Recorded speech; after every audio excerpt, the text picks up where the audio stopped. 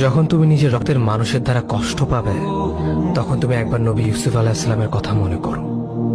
তিনি কিভাবে নিজের ভাইয়ের দ্বারা প্রতারিত হয়েছিল। যখন তোমার বাবা মা না বুঝে তোমার বিরুদ্ধাচরণ করে, তখন নবী ইব্রাহিম আলাইহিস সালামের কথা মনে করো। তার বাবা তাকে আগুনে নিক্ষেপ করায় ভূমিকা রেখেছিল। যখন তুমি সমস্যা থেকে পরিত্রাণের জন্য কোনো পথ পাবে না, তখন ইউনূস আলাইহিস সালামের কথা ভেবো। তিনি কতটা সময় তিমি মাছের পেটে আটকা পড়েছিল। যখন তোমার নামে কেউ মিথ্যা অপবাদ ছড়িয়ে দেবে, তখন মা আয়েশা রাদিয়াল্লাহু আনহার কথা মনে করো। তার নামে পুরো শহর জুড়ে কুৎসা রচনা করা হয়েছিল। যখন তুমি অসুস্থ ব্যথার যন্ত্রণায় কাঁপতে থাকো, তখন নবী আইয়ুব আলাইহিস সালামের কথা ভেবো।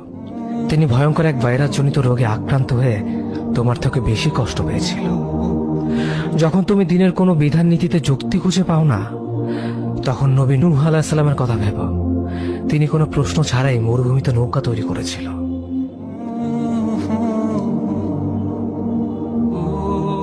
যখন তুমি আত্মীয়স্বজন, পরিবার, বন্ধু বান্ধবের কাছে হাসির পাত্রে পরিণত হও, তখন তুমি শেষ নবী হযরত মুহাম্মদ সাল্লাল্লাহু আলাইহি ওয়াসাল্লামের কথা ভেবো। রাসূল সাল্লাল্লাহু আলাইহি ওয়াসাল্লাম বলেছিলেন, সবচেয়ে বড় পরীক্ষা দিয়ে সব থেকে বড় পুরস্কার আসে।